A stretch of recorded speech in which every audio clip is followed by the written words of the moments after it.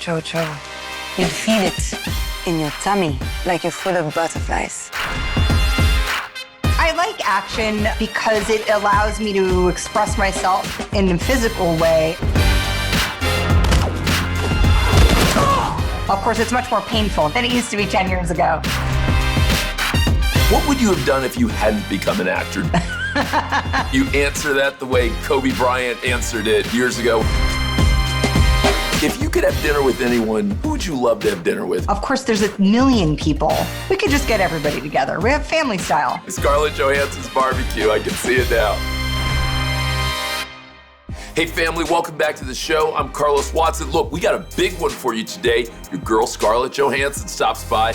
That's right, and I don't have to tell you who Scarlett is. She's one of the biggest actresses in the world, if not the biggest. In fact, in 2018, 2019, she was the highest paid actress in the world. But not only box office wins, she's got a ton of good hardware to go with it. Tony Award winner, BAFTA Award winner, nominated for an impressive 5 Golden Globes, 2 Academy Awards for work in projects like Lost in Translation, Girl with a Pearl Earring, and of course, Match Point. Currently, though, you can see her starring in one of the summer's biggest blockbusters. Of course, I'm talking about Marvel's Black Widow. For more, here's my time with New York's finest, Scarlett Johansson. The Carlos Watson Show is brought to you by American Family Insurance.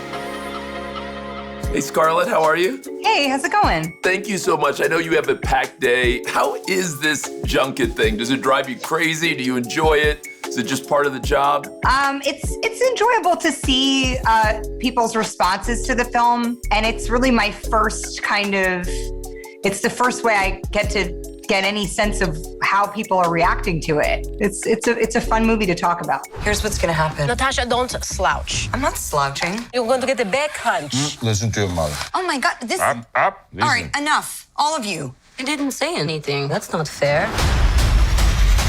Are you getting to do anything in person, or is everything remote at this point? Everything is remote at this point, which is strange, but also, I'm thankful that it's possible. It feels at this point, because we've been delayed for such a long time, I feel like I've done maybe 3 junkets at this point. And some of that has all been in person. So, I'm good. I'm happy the movie is coming out, and happy to talk about it however I can. Put your seatbelts on. She's such a mom. How much do you enjoy action? Do you enjoy action more than drama or comedy, or do you have a favorite at this point? I was looking back at kind of the pretty broad set. It feels like you haven't been typecast in the way some actors end up kind of down one alley. How are you, Deanna? How am I? Wet. I don't think I'm gonna fit in that fish house after this week. What? You're so merged with your own selfishness, you don't even identify it as selfishness anymore. You're such a dick! Someday you'll meet someone special. Why does everyone keep telling me that? Who else tells you that? Do you enjoy action more than other genres? I like action because it allows me to express myself in a physical way, but all of that has to be motivated by drama. It's just another kind of challenge. I also have enjoyed doing voice work. I know what you are. Where I have no body at all, just a voice. I am not singing this. I was bred as a show dog. It wasn't my choice. I don't consider it my identity. So I like to discover different ways to express, a character's journey. It's fun for me. Of course, it's much more painful now than it used to be 10 years ago. And now, why do you say more painful? Literally the action of the action sequences, or why do you because I'm not 22 or whatever anymore. So when you fall down, it just hurts more, and then it's like permanent, Now, I saw a little while ago that you did, study boxing and the rest. Are you still pretty physical, pretty active on your own time? Yeah, definitely. One of the gifts of this journey actually with Marvel, I've started, it's been over 10 years ago. And, I had no physical vocabulary. I never grew up playing sports or anything like that. I was always into drama and singing and, tap dance, whatever, all that stuff. And although tap dance is really difficult. But, I never was someone who really was very physically capable. And so I started training, over that time, strength training and doing all kinds of, Muay Thai and doing different like fight choreography and stuff like that. And it's been one of the greater gifts, that this experience has given me, because I can't imagine my life without physical exercise. It's a huge part of like my mental well-being. It's been a great gift to get to accomplish something in the gym over 10 years of time. Now I kind of know what I'm doing. Yep. Just the fact that I could walk into a hotel gym and I know how to use all the equipment that's a gift.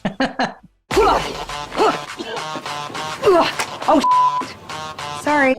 Scarlett, what regenerates you when you do hit burnout? Because we all do in different ways.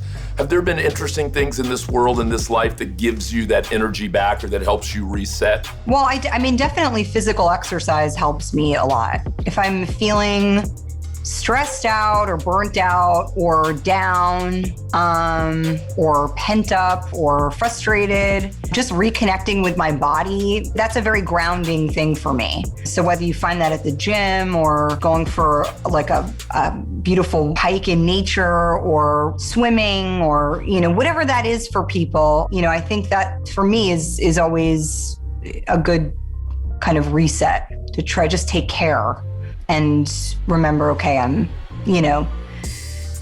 a person. I said I'm capable. This is like, what connect my mind and body. That stuff really helps a lot. Yeah. Be fearless! We can do it! I believe in you! We can do it faster! The Our Home is the training ground for her dreams policy. Insure carefully. Dream fearlessly. Can you spell that word, congratulations? I'll give it a try, Mr. Richter.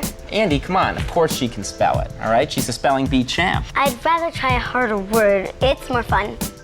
I know you got into acting early, so in some ways this question may be tough, but what would you have done if you hadn't become an actor, do you think? I don't know. I mean, it's hard to imagine not having any kind of job in the entertainment industry. I mean, I started a production company a couple of years ago, and I love producing. I love working with creatives and finding material and bringing it to different studios. I don't know. I cannot imagine. If I didn't do something in entertainment, it would be very hard for me to imagine. Maybe I would have become a behavioral therapist of some kind or something like that. I love listening and talking to people and figuring out what makes them tick. And I don't know, maybe something like that. It's hard to say. Do you know, it's funny you answer that the way Kobe Bryant answered it years ago when I asked him, which is you guys are so locked in on what you enjoy that you don't really have an alternative answer. There's not an alternative universe for you. Yeah, it's very hard to think about. If I try to think about what it could be, it's always somehow related to what I already do. I definitely, some people are like, oh, I would have loved to have been a cook or a doctor or a, architect. And I'm fascinated by all of those people, and I would love to play all of them, but I can't imagine doing those actual jobs. No.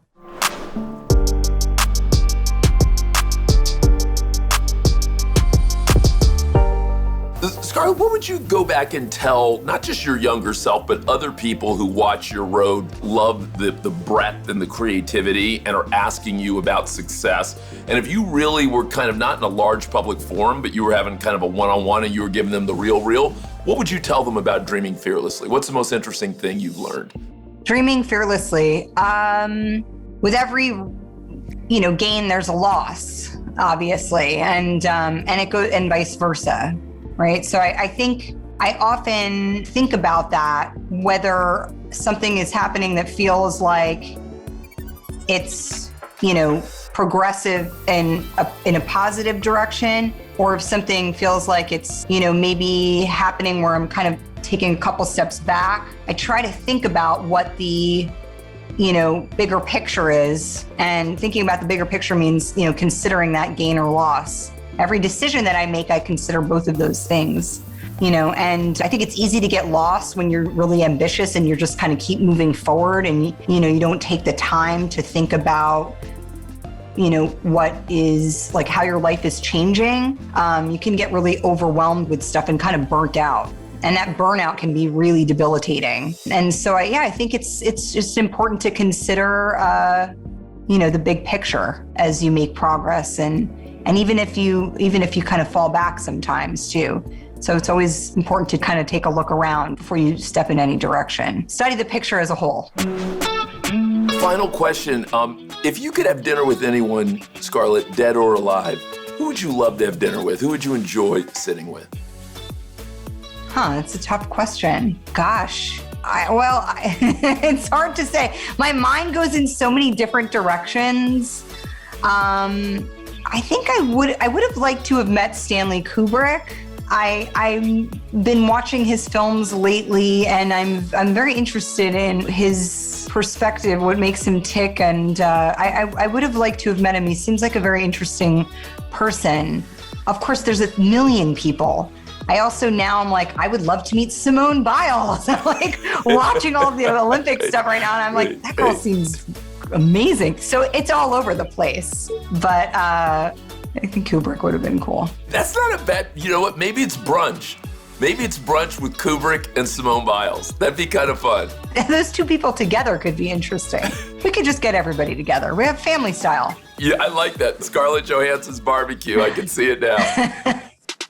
Hey, Scarlett, congratulations on the movie, and count me as one of the people who appreciates the way that you've evolved the role and innovated it, so thank you for that. Thank you so much. Be safe, be well. You too. Scarlett Johansson, crew talks, take one, marker. Man, Scarlett Johansson, right? I'm a big Marvel fan, and I've seen every movie, I've seen every show, I've been following her, and I'm really excited about Black Widow. So when I got the call about that we had Scarlett Johansson, like there was a little like heart flutter there, like, oh my God, Scarlett Johansson. I kind of fanboyed out a little bit, and she's so cool. She's like very real. She's very authentic. So I really dug in. Always been a big fan. One thing I love is she takes very empowered kind of roles. I also was interested in the physical aspect of what she takes on and her awareness of it.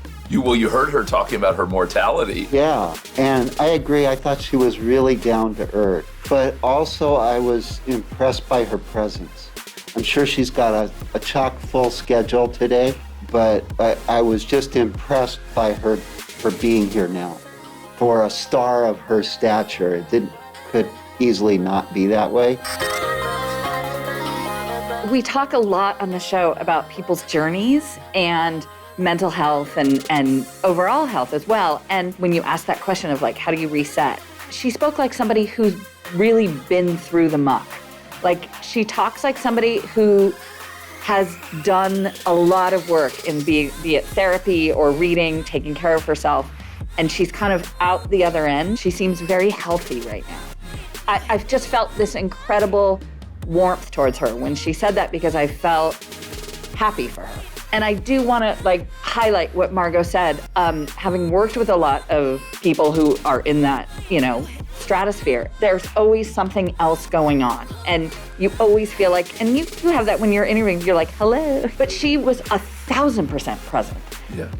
I just love her. She's so warm, and I want to go to the barbecue. As one of my colleagues said, how could you not like Scarlett Johansson? What a talented actor. Have loved her work going back to Lost in Translation, even before that and since. And I appreciated how down to earth she was, how thoughtful. I love that she loves her craft. And who knew she was going to say Stanley Kubrick? And I love that she said my girl Simone Biles. Good on her. Good to see her. Hope she joins us again in the future. Maybe we'll do it at that barbecue. We'll see. Hey, thanks for joining us for another great show here on The Carlos Watson Show. Don't forget to like and subscribe if you're enjoying what you're seeing. Enjoy the podcast too. Real magic in that. I'll see you soon. It's still the night shift, just brighter. Still a night out, but everything fits in. Chevrolet, making life's journey just better. We arguably tackled the most important part of the American experiment, our education system. Racial disparity in academic achievement remains one of the leading problems in American education. The coronavirus is exposing gaps in the country's school system and inequalities that are not going to disappear even when things do go back to normal. Each morning, Tawana Brown and her family park their van within range of free Wi-Fi because it's the only way she can afford to get her 4 kids connected to their schools. At the end of the day, I feel like the only way we can make changes to these systemic problems is to make systematic changes, and that's change the laws, and to change the laws, we have to change the lawmakers. Many educators are rethinking how race and the roots of racism in this country should be tackled in the classroom. Today marks 65 years since the landmark Supreme Court ruling in Brown versus Board of Education, which declared that school segregation is unconstitutional. The most disappointing thing would be that there are some school districts that are resourced enough to provide education, but it's said that if they can't provide it to everyone, they're not going to provide it to anyone. And that's deeply disappointing because it's deeply pessimistic. I think in a crisis, you want people to rise up and to think differently and to take it as an opportunity to be better. The problem in schools, inner city schools, is that they don't have the help. The teachers don't have the help. Our children are criminalized for behavior that children have when they're suffering from traumatic experiences at home.